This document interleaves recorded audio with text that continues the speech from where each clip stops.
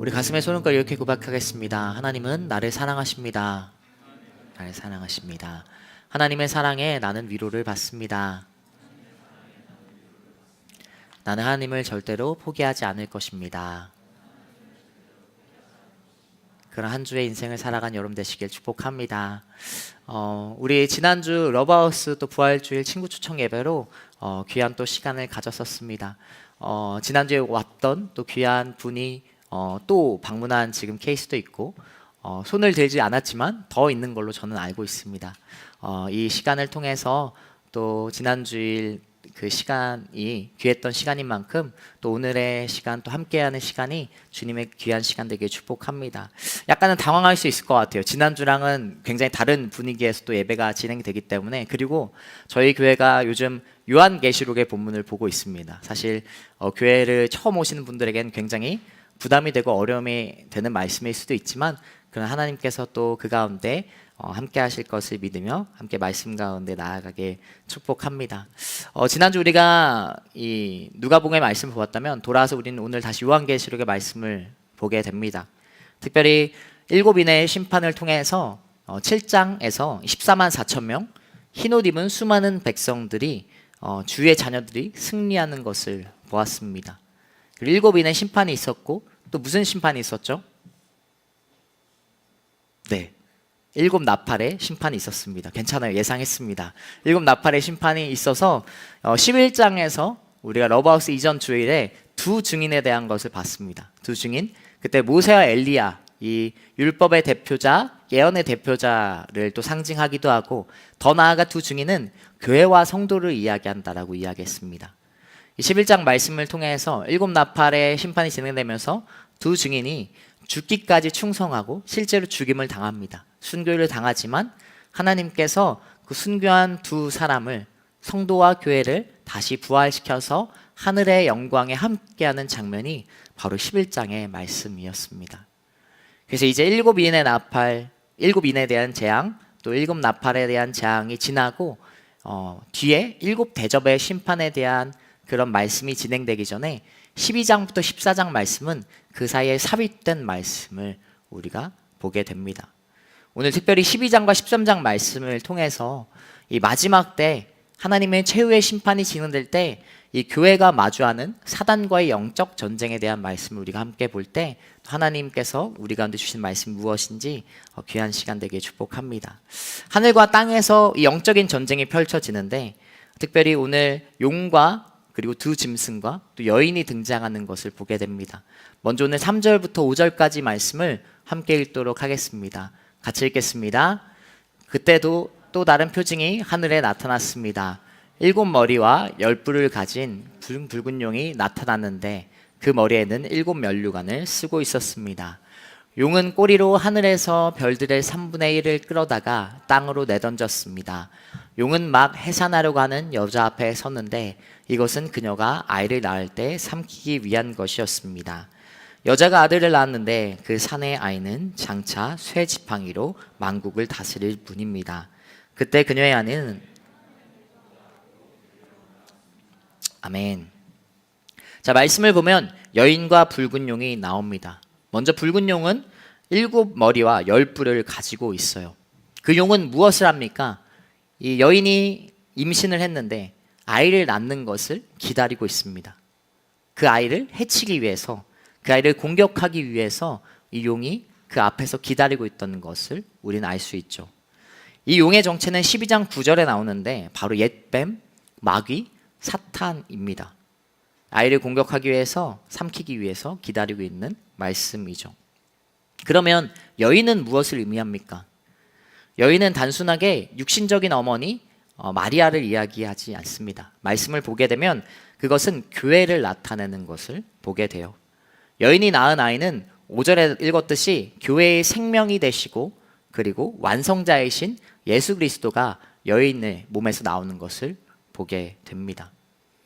사단은 예수 그리스도를 죽이려고 했습니다. 우리가 십자가 사역을 기억할 때도, 예수님의 출생하실 때도 헤롯 왕이 이 이스라엘의 유대인의 2살 이하의 아이를 다 죽이라고 명령했던 것처럼, 그리고 예수님의 공생아 기간 사역 가운데도 예수님을 핍박하고 계속해서 시기하고 질투하면서 그 사역을 방해했던 것이 바로 사단이었죠. 사단의 그 예수님을 향한 공격 그리고 핍박은 그러나 성공하지 못했습니다. 예수님은 십자가에서 죽임을 당하셨지만 그것은 하나님께서 이루시는 승리의 방법이었고 하나님께서 예수님을 하늘 보좌 위로 올리신 것을 우리는 보게 됩니다. 용도 마찬가지죠. 용도 아이를 공격하고 그리고 이 메시아 예수 그리스도에 대한 이 비유의 말씀 가운데서도 그 계획을 가지고 공격하고 있지만 그러나 그 아이는 하늘로 올라가서 보호를 받게 되는 말씀을 우리가 읽었던 것입니다. 여러분, 용은 사단은 어떠한 존재입니까? 실패하는 존재입니다. 그는 땅에서도 실패하지만 이후 말씀을 보면 하늘에서도 실패하는 것을 보게 돼요. 7절 8절 말씀도 우리 한번 같이 읽도록 하겠습니다. 같이 읽겠습니다. 그때 하늘에는 전쟁이 일어났습니다. 밀과엘과 그의 천사들이 용과 대적해 싸우고 용도 이에 맞서 자기의 사절과 함께 싸웠으나 용이 이기지 못했으므로 그들은 하늘에서 더 이상 있을 곳을 찾지 못했습니다. 아멘. 용은 땅에서 아이를 노렸지만 하나님께서 아이를 하늘로 올리고 그 계획이 실패하고 하늘까지 쫓아옵니다. 그런 하늘에서 그로 인해 영적인 전쟁, 천사들과 이 용이 싸우는 전쟁이 일어나죠. 그런데 어떻습니까? 그 전쟁의 결과는 용이 패배를 하게 됩니다. 전쟁에서 이기지 못하고 하늘에서도 쫓겨나는 용의 신세를 바라보게 되죠. 심지어 하나님과 싸운 것도 아니죠. 용은 그냥 천사, 미가엘과 천사의 무리와 싸울 뿐이지만 철저히 패배하고 오히려 땅으로 또 쫓겨나는 것을 보게 됩니다. 여러분, 말씀드렸듯이 사단은 어떠한 존재입니까? 바로 실패자, 패배자입니다. 루저라고 하죠. 태초부터 사단은 패배자의 성질을 가지고 있었어요. 단 한 번도 승리한 적이 없었습니다. 아담과 하와를 유혹했지만 그들이 선악과로 죄의 길로 유혹했지만 그런 하나님께서는 다시 한번 아담과 하와의 관계를 회복하셨고 그리고 하와에게도 이야기하듯이 너희 후손이 뱀의 머리를 사단의 머리를 짓밟을 것이다 라고 이야기했습니다. 실제로 예수 그리스도를 통해서 그 역사가 이루어졌고 하나님의 승리가 계속 이루어졌고 이미 승리하신 하나님의 결과가 정해져 있다라는 것이죠. 사단은 단 한 번도 승리한 적이 없고 패배자와 실패자였습니다. 여러분, 운동 경기에서 우리가 운동 경기를 보게 되면 뭐 축구도 마찬가지고 농구도 마찬가지고 끝나는 시간이 다가올수록 조급한 것은 어느 팀입니까? 지고 있는 팀이죠. 지고 있는 팀은 항상 조급합니다. 그리고 초조합니다. 추가 시간이 들어갔을 때 점수 차가 이미 많이 벌어져 있다면 사실 이기고 있는 팀은 걱정할 필요가 없는 것이죠. 이 지고 있는 팀에서 그래서 자주 쓰는 방법이 무엇입니까? 초조하고 조급하니까 상대팀, 이기고 있는 팀을 도발합니다. 축구에서도 이제 추가 시간에 접어들면 그럴수록 끝나는 시간이 들어갈수록 도발하는 것이 바로 지고 있는 팀의 보이는 모습이죠. 그로 인해서 말려들길 원하는 거죠. 한 사람이라도 더 이기는 사람 팀에서 퇴장을 당하거나 같이 말려서 조금 더 자신들에게 유리한 기회를 만들기 위해 노력하지만 사실 걱정할 필요가 없는 거예요. 이기고 있는 팀에서는 이미 승패가 정해진 상황이라면 걱정할 필요가 없다라는 것입니다. 그냥 여유롭게 걱정 없이 두려움 없이 그 길을 그냥 하던 대로 하면 되는 것이죠.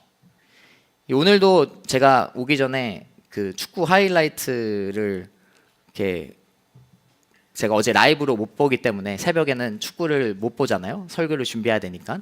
근데 이제 아침에 이제 그 유튜브를 딱 들어갔는데 제가 지난번에 말씀드렸지만 저는 결과를 알고 하이라이트 보는 걸 정말 싫어합니다.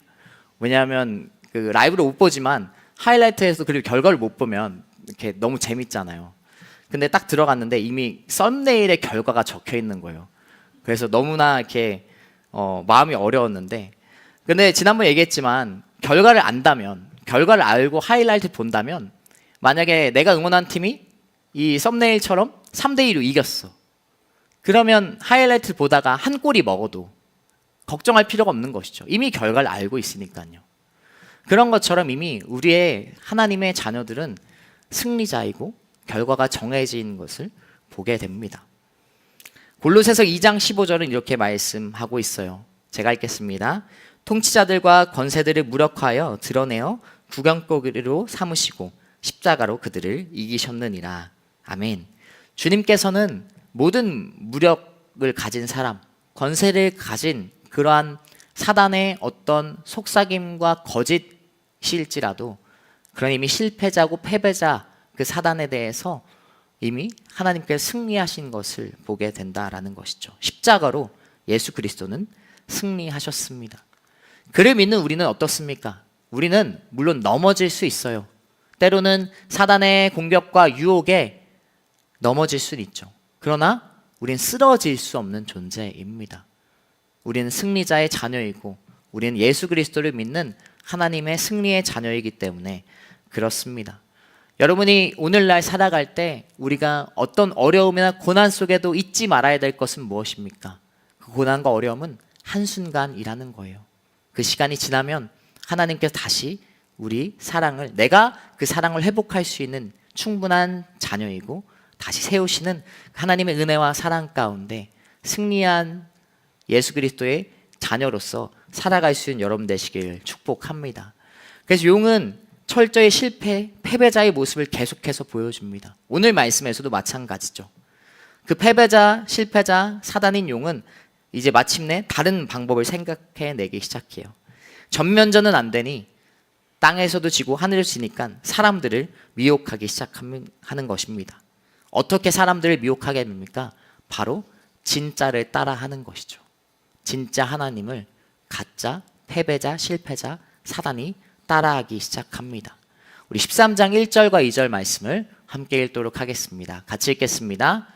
그때 나는 바다에서 짐승이 올라오는 것을 보았습니다. 그 짐승은 10뿔과 7머리를 가졌는데 그의 10뿔에는 10면류관이 있고 내가 본 짐승은 표범처럼 생겼고 그의 입은 사자의 입 같았습니다. 용은 이 짐승에게 자기의 능력과 자기의 권자와 큰 권세를 주었습니다. 아멘. 자, 먼저 용은 이제 마침내 패배자인 용은 다른 방법을 생각하기 시작해요. 미혹하기 시작하는 것이죠. 가짜지만 진짜인 하나님을 따라하는 것처럼 행동하기 시작합니다. 용은 바다에서 한 짐승을 일으켜 세웁니다. 그리고 이 말씀 보면 땅에서도 한 짐승을 일으켜 세우죠. 그리고 그 짐승들에게 자신의 권자 그리고 권세, 능력을 같이 나눠줍니다. 용과 바다의 짐승, 땅의 짐승 이 세 명이 세 존재가 마치 삼위일체 하나님처럼 서로가 권세를 나누고 능력을 나누면서 사람들을 미혹해 하는 것이죠. 하나님을 따라하는 것입니다. 패배자이지만 패배자가 아닌 것처럼 마치 승리자인 것처럼 사단이 행동하는 것을 보게 됩니다. 여러분, 사단은 어떠한 존재입니까? 두 번째로 철저히 가짜입니다. 철저한 가짜로서 살아가는 존재예요. 그냥 단순히 삼위일체 세 명으로 이야기를 하는 것이 아니라 계속해서 따라합니다. 기적을 행하기 시작합니다. 이 바다에서 올라온 짐승에게는 7머리가 있었는데 그중 한 머리가 치명상을 입어요. 그러다가 회복이 되고 그 광경을 본 사람들이 놀라움을 표현하면서 그 바다의 짐승을 경배하기 시작합니다. 마치 자작극을 일으키는 것이죠. 치명상을 일으켰다가 자기가 치유하는 그런 기적을 보이는 것처럼 보여주고 많은 사람들을 현혹하고 미혹하는 것입니다. 바다에서 올라온 짐승은 그러니까 적 그리스도를 의미합니다. 적 그리스도를 의미해서 자신이 능력 있고 권세 있는 것처럼 행동하는 그리스도를 반하는 이 바다에서 올라온 짐승이 계속해서 하나님을 저주하는 언행을 서슴지 않거든요. 그러한 하나님을 따라하면서 마치 승리자인 것처럼 행동하는 것입니다. 그리고 땅에서 올라온 짐승도 하나님을 따라합니다. 13장 11절부터 12절 말씀 우리 같이 읽도록 하겠습니다. 같이 읽겠습니다. 또 나는 다른 짐승이 땅에서 올라오는 것을 보았습니다. 그 짐승은 어린 양처럼 두 뿔을 가졌고 말하는 것이 용과 같았습니다. 그는 첫 번째 짐승을 대신해서 모든 권세를 그 앞에서 행하고 땅과 그 안에 거하는 사람들로 하여금 치명성에서 나온 그 첫 번째 짐승을 경배하게 했습니다. 아멘. 자, 땅에서도 한 짐승이 올라옵니다. 그 짐승의 모습은 어떻습니까? 어린 양의 모습을 하고 있죠. 예수 그리스도가 어린 양이신 것처럼 어린 양으로서 예수 그리스도가 그 모든 사역을 감당했는데 마치 그것과 비슷한 모습으로 어린 양의 모습을 하고 그리고 바다에서 올라온 짐승에게 사람들을 경배하게끔 합니다. 첫 번째 짐승을 대신해서 모든 권세를 그 앞에서 행하고 땅과 그 안에 거하는 사람들 하여금 치명사에서 나온 그 첫 번째 짐승을 경배하게 합니다. 이 바다에서 올라온 짐승이 적그리스도를 이야기했다면 이 두 번째 땅에서 올라온 짐승은 바로 거짓 예언자를 이야기합니다. 거짓 예언자로서 적그리스도를 경배하게끔 그리고 그것을 부추기는 역할을 한다라는 것이죠. 그것에 경배하지 않은 사람들을 어떻게까지 합니까? 죽이기까지 하는 것을 보게 됩니다. 그리고 또 무엇을 따라하냐면요, 우리가 계속해서 오늘 말씀을 좀 읽게 되는데 13장 16절부터 18절까지 말씀도 함께 같이 읽도록 하겠습니다. 굉장히 중요한 말씀을 같이 읽겠습니다. 그는 또한 작은 사람이나 큰 사람이나 부유한 사람이나 가난한 사람이나 자유인이나 종이나 모든 사람에게 그들의 오른손이나 그들의 이마에 표를 받게 해. 그 표 곧 짐승의 이름이나 그 이름의 숫자를 갖지 않은 사람은 누구든지 물건을 사거나 팔 수 없게 만들었습니다. 여기에 지혜가 요구됩니다. 지각 있는 사람은 그 짐승의 숫자를 세어 보십시오. 그것은 사람의 수이며 그 숫자는 666입니다. 아멘. 또 무엇을 따라합니까? 우리가 일곱인에 대한 그 재앙을 볼 때 일곱인에 대한 이 심판에서 여섯 번째 인까지 진행되고 일곱 번째 인이 진행되기 전에 잠깐 멈추라는 말씀이 기억나죠. 그래서 14만 4천 명에게 하나님께서 무엇을 행하십니까? 하나님께서 인을 치십니다. 하나님께서 인을 치시면서 마지막 심판 때 이들을 보호하기 위한 14만 4천 명 수많은 사람들, 모든 민족과 열방 가운데 하나님의 자녀들을 보호하는 것을 위해서 인을 쳤던 말씀이 바로 7장에 기록되어 있었죠. 그런데 오늘 사단의 행동을 보면 그 모습과 굉장히 유사합니다. 동일하게 이마에 인을 치고 오른손이나 이마에 표를 받게 하는 것을 보게 된다라는 것이죠. 계속해서 하나님처럼 따라하는 거예요. 하나님을 표방하고 하나님처럼 승리자인 척을 하는 것입니다. 이 말씀이 우리가 너무나 유명하죠. 이 말씀을 많은 이단들이 잘못 해석하고 제가 어릴 때는 이게 바코드다, 아니면 컴퓨터다, 컴퓨터를 이진법 숫자로 하면 666이 된다, 이런 얘기가 있었거든요. 그런데 그런 것이 아니라 이것은 무엇을 의미하는가? 결국 사단의 세력을 의미하는 거예요. 사단의 세력. 사단의 세력.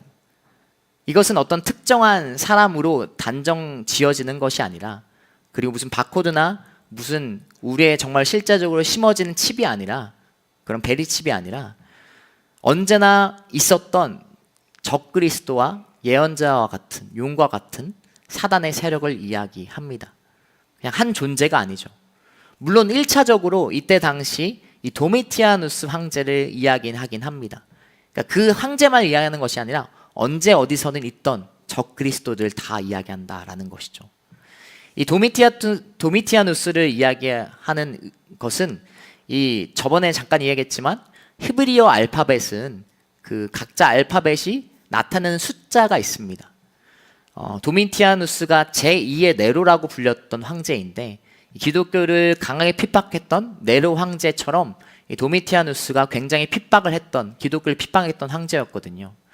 근데 이제 이 도미티아누스도 이 죽을 위기에서 살아났던 적이 있습니다. 마치 앞에 짐승이 죽었던 위기에서 치명상을 입었던 그런 어려움에서 회복했던 것처럼 이 황제도 그리고 회복을 했는데 이 사람이 굉장히 기독교를 박해했기 때문에 요한이 서신서를 기록할 때 황제를 대놓고 지칭할 수 없으니 교회들에게 돌려보는 그런 서신서에서 이 게마트라, 이 히브리어 알파벳이 나타내는 그러한 방법을 통해서 666이라고 표현하는 것이죠. 이 네로를 히브리어 음가로 바꾸면 666이 되거든요. 히브리어 알파벳을 바꾸면. 그러니까 제2의 네로였던 도미티아누스를 1차적으로 이야기하는 것이긴 합니다. 그러나 단순히 그 한 인물이 이야기하는 것이 아니라 어느 시대나 있었던 적 그리스도라는 것이죠. 이렇게 계속해서 적 그리스도의 세력은 하나님을 대적하고 하나님을 표방하면서 많은 사람들을 유혹합니다. 그러나 그들은 패배자이고 실패자이죠. 가짜입니다. 여러분, 가짜는 진짜가 될 수 없어요.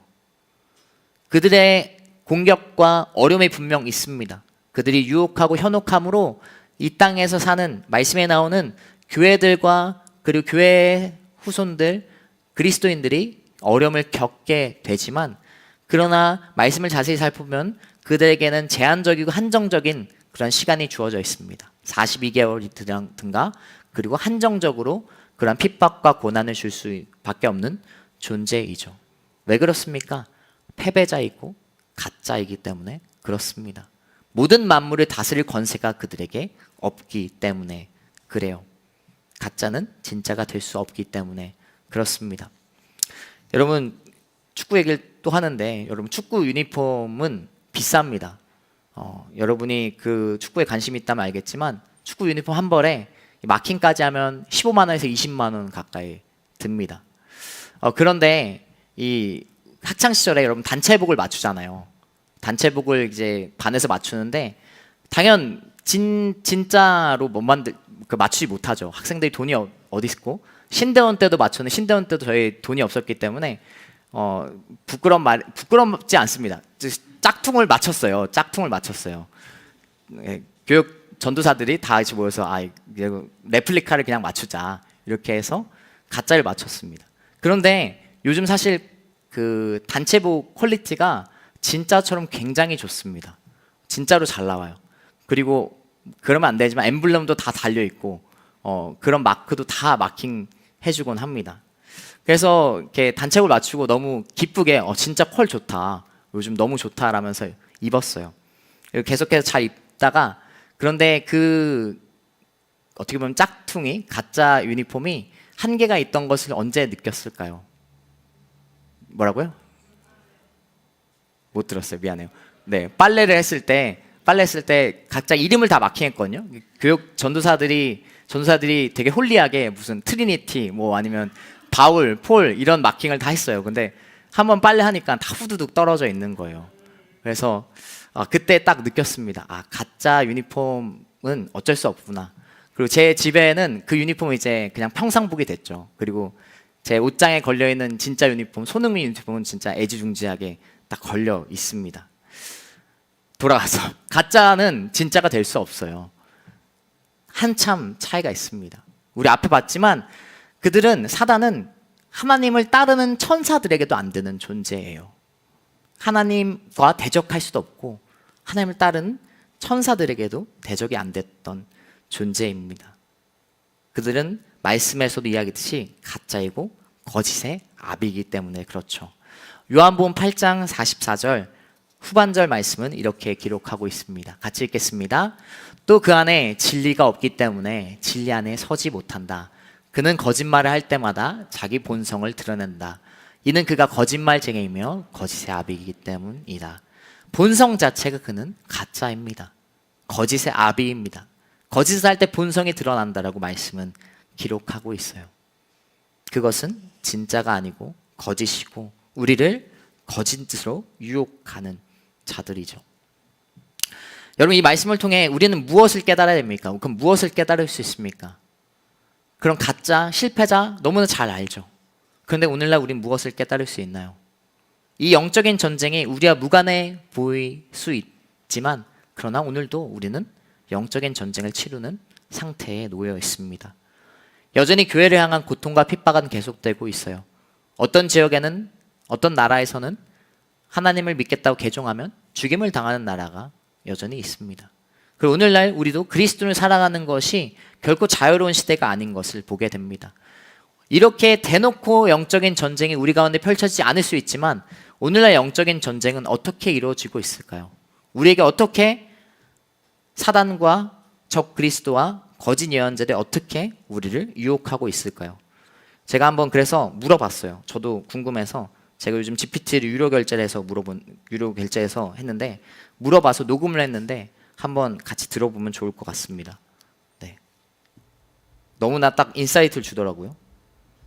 오늘날 사탄이 우리에게 가하는 공격은 여러 가지 형태로 나타나는데 그중 몇 가지를 생각해 볼 수 있어. 첫째, 거짓과 혼란을 퍼뜨려 성도들의 믿음을 흔드는 방식이야. 미디어나 사회적 흐름을 통해 진리와 거짓을 뒤섞어 혼란스럽게 만들고 성대주의나 물질주의, 쾌락주의 등을 통해 성도들이 중심을 잃게 만들려고 해. 둘째, 교회 내 분열과 갈등을 조장하는 것도 큰 공격 중 하나야. 사소한 오해나 차이점을 부각시켜 성도들 간의 사랑과 연합을 약화시키려 하지. 이렇게 해서 교회의 본질적인 사명과 집중을 흐트러뜨리려는 거야. 셋째, 개인의 삶 속에서 영적 나태함이나 무기력함을 조장하는 것도 있어. 바쁜 일상이나 각종 스트레스, 염려를 통해 기도와 말씀에서 멀어지게 만들고 영적 성장을 가로막으려 해. 이런 공격에 맞서기 위해서는 늘 깨어 기도하고 말씀에 뿌리를 내리며 공동체 안에서 서로 격려하고 세워주는 것이 중요해. 이런 식으로 영적 전쟁 속에서도 하나님이 주시는 승리를 확신하며 나아갈 수 있어. 너무 잘 정리하지 않습니까? 너무나 당연한 얘기일 수 있지만 너무 당연하지만 영적인 전쟁, 영적 전쟁이 오늘날도 우리 가운데 이미 펼쳐지고 있다라는 것이죠. 거짓과 혼란과 진리를 왜곡하고 상대주의, 물질주의, 경쟁주의, 그리고 그것이 마치 당연한 것인 마냥 그렇게 살아야 되는 것 마냥 우리를 유혹하고 있습니다. 그 교회 내에서 사소한 오해와 다툼으로 분열과 갈등을 조장하는 것도 영적인 공격이라고 이야기하고 있죠. 그리고 가장 또 와닿았던 것 중 하나는 영적인 나태함, 개인에 대한 무기력에 대해서 이야기하고 있어요. 삶에서의 스트레스와 어려움, 그런 것을 하나님 안에서 신앙으로 우리가 이겨내는 것이 아니라 그 스트레스로 말미암아 말씀과 기도로 멀어지고 그리고 계속해서 멀어지게끔 하는 그런 유혹도 영적인 전쟁이라고 이야기하고 있습니다. 여러분, 오늘날 우리는 영적인 전쟁을 하고 있어요. 그리스도인이라면 그것이 맞습니다. 계시록에 말씀하듯이 마지막 때도 영적인 전쟁이 분명 다이나믹하게 더 있을 수 있지만 오늘날 이미 우리는 충분한 영적 전쟁 가운데 놓여져 있다라는 것이죠. 그러한 우리가 자각심을 가지고 실패자와 패배자, 가짜라는 그런 사단의 유혹에 넘어가지 않는 여러분 되시길 축복합니다. 이야기했던 그런 물론 대표적인 것 중 몇 가지를 이야기했지만 그러나 그 이외에도 많은 것들이 있겠죠. 하나님을 바라보지 못하게 하고 진리를 왜곡하는 그런 가치관과 어려움 속에서도 하나님의 길을 진짜를 따라가는 여러분 되시길 축복합니다. 계속되는 어려움과 고난이 있어요. 그런데 그 가운데 우리가 또 희망이 있는 것, 고통과 어려움이 있지만 그럼에도 우리가 하나님을 바라볼 수 있는 이유가 11절에 있습니다. 그것을 이겨낸 사람들, 유혹과 어려움을 이겨낸 사람들이 11절 말씀에 기록되어 있습니다. 함께 읽겠습니다. 그들은 어린 양의 피와 그들이 증언하는 말씀으로 인해 그를 이겼고 죽기까지 작은 목숨을 아끼지 않았다. 아멘. 계속되는 영적인 공격이 있습니다. 그러나 그 가운데 우리가 낭만치 않을 수 있고 패배자처럼 지내지 않을 수 있고 그리고 그것으로부터 흔들릴 수 있지만 쓰러지지 않을 수 있는 이유는 우리가 읽었던 11절 말씀처럼 먼저 무엇입니까? 어린 양의 피, 보혈이 그 사단을 이겼기 때문에 이미 승리했기 때문에 앞서 보았던 골로새 말씀처럼 이미 주님께서 승리하셨기 때문에 그렇습니다. 그리고 두 번째, 증언하는 말씀, 하나님의 말씀이 우리에게 있기 때문에 그렇습니다. 두려워하지 말라, 놀라지 말라, 내가 너와 함께한다, 내가 너를 사랑한다, 내가 너를 어떠한 어려움 속에서도 돌이키면 내가 너를 받아준다라는 수많은 말씀들이 우리 가운데 주어져 있습니다. 그런 공격과 유혹에도 아주 쓰러지지 않을 수 있는 이유는 주님께서 우리를 세우시고 붙드시고 계속해서 말씀하시기 때문이죠. 그리고 마지막으로 읽었던 말씀에서 무엇이 또 있습니까? 성도들은 어떠한 모습을 가지고 나아가요? 자기 목숨을 아끼지 않는 모습으로 살아갑니다. 여러분, 교회는 어떤 것 위에 세워져 있습니까? 순교자들의 피 위에 세워졌습니다. 예수 그리스도의 보혈과 그리고 수많은 신앙의 선배들의 순교자들의 피 위에 세워졌어요.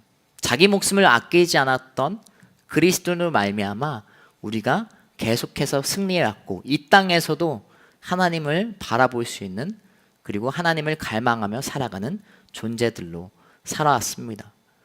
오늘 쭉 말씀을 통해서 가짜에 대해서 이야기하지만 여러분, 우리의 이 말씀을 통해서 우리가 돌이킬 수 있고 또 우리가 자각심을, 경각심을 가져야 되는 것은 무엇입니까? 과연 우리는 정말로 하나님을 향해 나의 모든 것을 내어주고 어린 양의 보혈, 예수 그리스도 보혈과 말씀을 가지고 살아가고 있는가? 그 영적인 공격 속에도 정말로 하나님을 바라보면서 그런 모든 것을 이겨내는 부족하지만 노력하는 그러한 사람으로 살아가고 있는가 돌이켜봐야 된다라는 것이죠. 우리는 정말로 진짜 그리스도인으로 살아가고 있습니까? 아니면 마치 가짜 그리스도인들처럼 읽었던 11절 말씀, 어린 양의 보혈, 예수 그리스도의 은혜와 사랑은 아무렇지 않고 예수님의 하나님의 사랑과 은혜의 말씀은 아무렇게 나한테 들리지 않고 나의 어떠한 것도 희생하지 않으면서 살아가는 그런 가짜로 살아가고 있지 않은지 우리는 돌이켜 봐야 됩니다. 적 그리스도와 거짓 선지자와 붉은 용이 계속해서 오늘날도 우리를 유혹하고 있습니다. 가짜들에게 넘어가지 않는 여러분 되시길 축복합니다. 그리고 가짜 그리스도로 살아가지 않는 여러분 되시길 축복합니다. 우리 마지막으로 9절과 10절 말씀 읽고 같이 마무리하고 찬양하도록 하겠습니다. 같이 읽겠습니다. 누구든지 귀 있는 사람은 들으십시오. 누구든지 사로잡힐 사람은 사로잡힐 것이요 누구든지 칼로 죽임을 당할 사람은 칼로 죽임을 당할 것입니다. 여기에 성도들의 인내와 믿음이 있습니다. 아멘. 성도들은 어떻습니까? 인내와 믿음을 가지고 죽임을 당할지라도 하나님께 나아가는 사람입니다.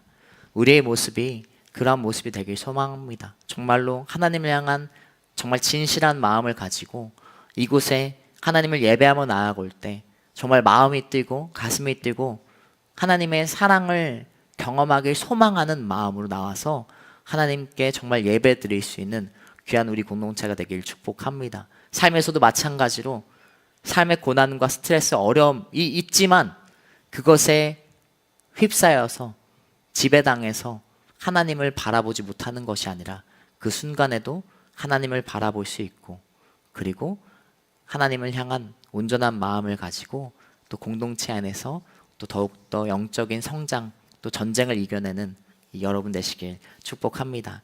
우리 말씀을 기억하면서 함께 찬양하며 나아가도록 하겠습니다.